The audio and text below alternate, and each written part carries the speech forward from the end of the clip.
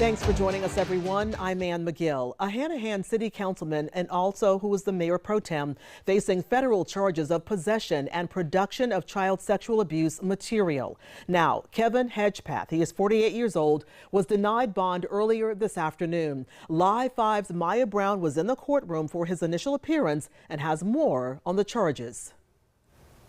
Kevin Hedgepath appeared disheveled in court today after investigators say he was targeting kids in the Charleston area, allegedly posing as a minor to trick them into sending explicit videos to him and producing them as well. Police say the youngest known victim was 12 years old.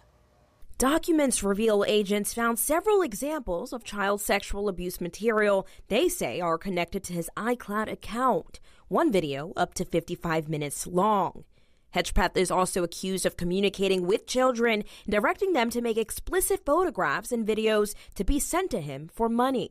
One specific case involving a 13-year-old victim who officials say Hedgepath paid and pressured into producing content with his own 15-year-old brother. Officials say their investigation shows from December 2021 to present day, Hedgepath's Cash App and PayPal accounts paid 47 accounts that were either associated with minors or suspected of selling content. This morning, agents from Homeland Security Investigations arrested Hanahan City Councilman Kevin Hedgepath for possession and production of child sexual abuse materials. These are all allegations at this time. The allegations are troubling and deeply disturbing. He used social media to exploit young boys and girls to coerce them into producing pornographic videos. At his initial appearance this afternoon, Judge Mary Baker denied his bond.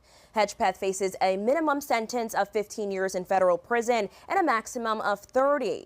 He also has a detention hearing next Monday to challenge his holding. And again, this is an ongoing investigation. Reporting in the newsroom, I'm Maya Brown, Live 5 News.